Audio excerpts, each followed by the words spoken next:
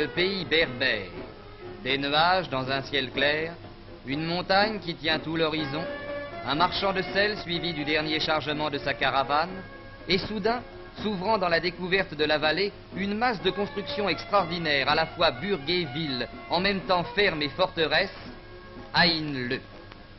C'est là que va notre marchand de sel, par ces sentiers rocailleux et glissants de l'Atlas, où seul s'accroche le pied d'un âne ou celui d'un montagnard, descendant les pentes gonflées de cimetières d'où les morts surveillent les vivants.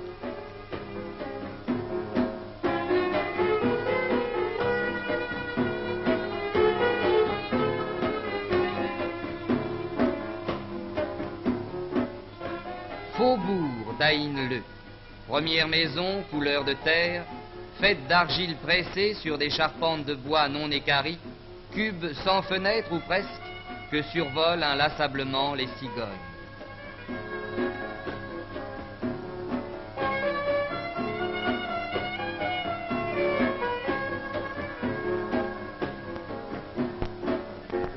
C'est le jour du souk, du marché. Déjà la place fourmille d'une animation inaccoutumée, car Aïn-le dort 6 jours et ne s'éveille que le 7e, mais ce jour-là, toute la montagne dévale vers ces quelques hectares où le souk tient lieu à la fois de boutique, de bourse, d'assemblée et de journal.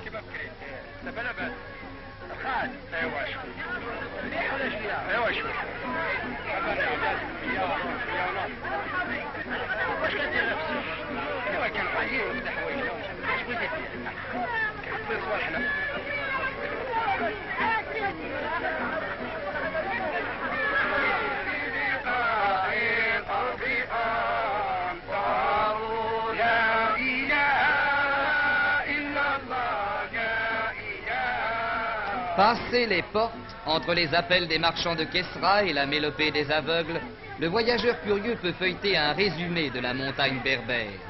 Le marchand d'épices qui vend toutes les poudres.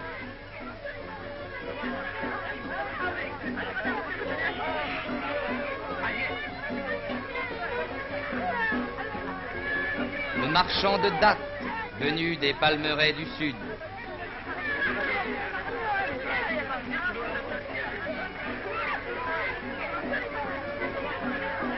Le marchand de sel, qui rapporte ses blocs de mines lointaines de 800 km. Le berger des plateaux et l'acheteur de la plaine, et la sempiternelle querelle qui entoure la discussion des prix.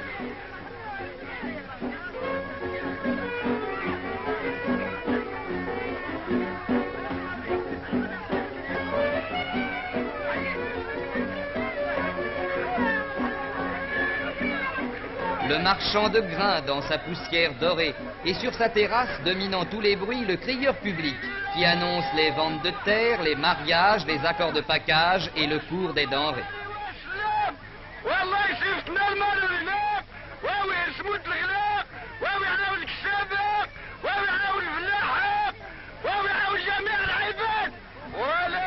Les marchandes de volailles et les marchandes de laine brute.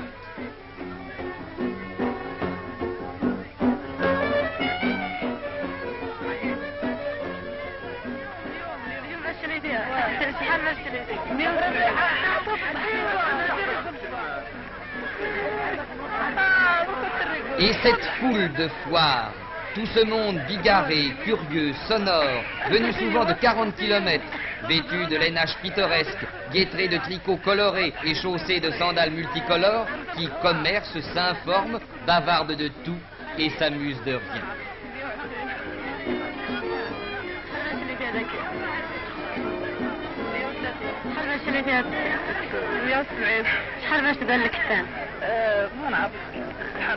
C'est ainsi toute la matinée, et puis l'heure s'avance, le marché se vide lentement, l'heure du commerce est passée.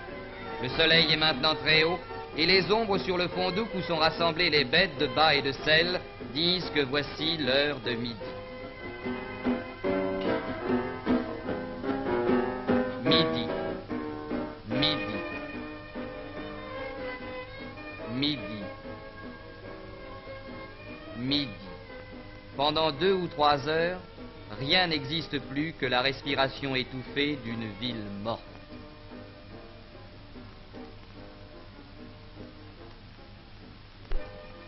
et le soleil d'hiver commence à tourner. C'est l'heure des promenades, des visites. Un geste en passant vers le mendiant éternellement immobile, car l'aumône est agréable à Dieu. Un regard vers l'étalage de l'épicier Chleux qui règne sur 2 mètres carrés. La Grand Place, toujours bruissante d'une nuée d'enfants.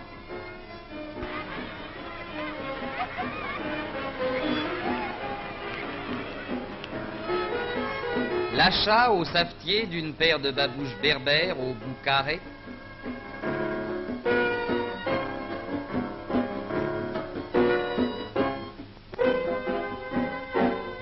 Un arrêt peut-être au café mort où l'on fume le kiff en buvant l'éternel thé à la menthe.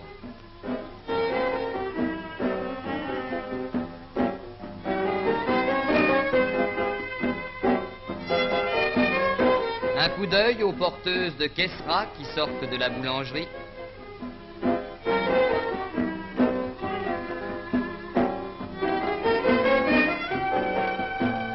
Et des rues sinueuses qui montent et descendent, et des places en réduction, et des porches ouverts sur d'autres coins, et des rues étroites comme des ruelles, et des ruelles pareilles à des sentes, tout cela découpé dans le soleil et l'ombre à grands traits durs, comme le dessin, comme le visage, et comme le vrai cœur de l'Atlas. Le parfum pénétrant des cèdres de la forêt flotte sur le paysage, avec l'odeur de la corne brûlée par tous les maréchaux ferrants, dont les forges ronflent comme des moulins.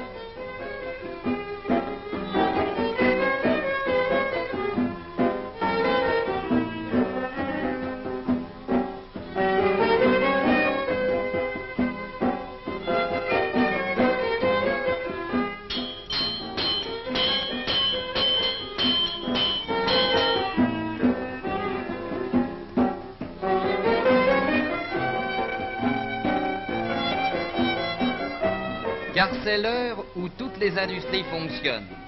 Depuis le joaillier qui, sur un coin de place, étire son filigrane, jusqu'à l'armurier qui répare dans son échoppe obscure des pétoirs invraisemblables.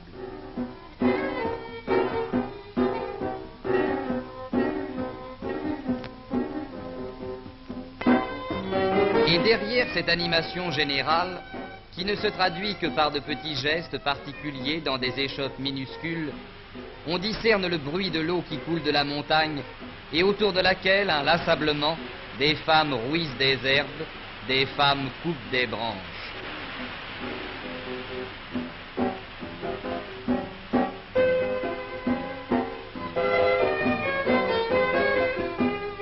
Des femmes trient le grain.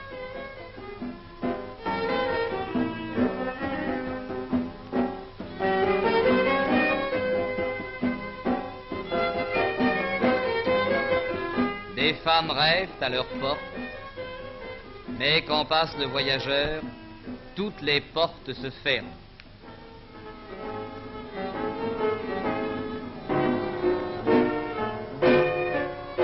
Des femmes filent la laine, le soleil d'hiver est doux, le village vit comme voici 1000 ans devant son paysage immense, les cigognes tournent dans un ciel vide.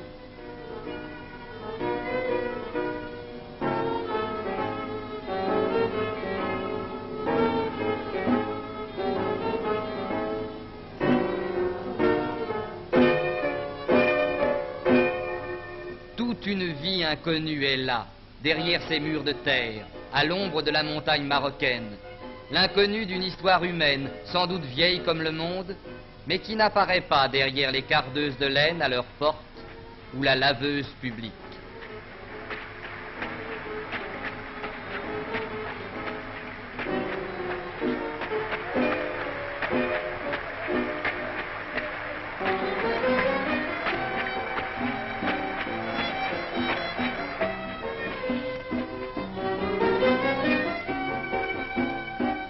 Et le soir viendra sur ces eaux vives, sur ces bruits ménagers ou artisanaux, sur ces peupliers défeuillés qui luisent sous le soleil d'hiver. Le soir marocain, avec ses songes, ses lassitudes, ses frénésies, avec ses chansons et ses danses. C'est à la fois le casino Le spectacle, le club d'Aïn-le, où l'on boit lentement le thé à l'amande devant des filles qui dansent, en écoutant ces cantilènes monocordes qui parlent dans une langue mystérieuse, comme toutes les chansons du vaste monde d'un cœur qui écoute et d'une ombre qui passe.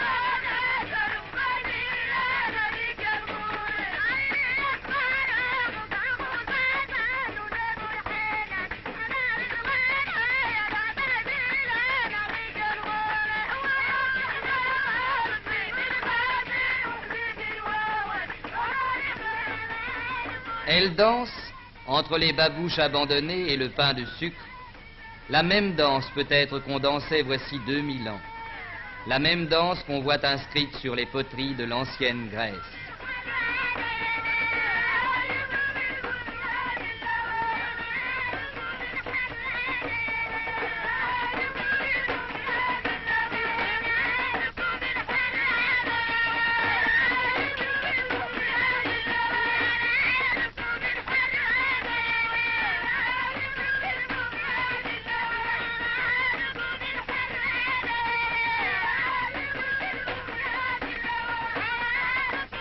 Elle danse, il rêve devant un paysage trop grand pour lui. La danse piétine, la chanson insiste, le soir vient à pas de loup, les cigognes tournent toujours.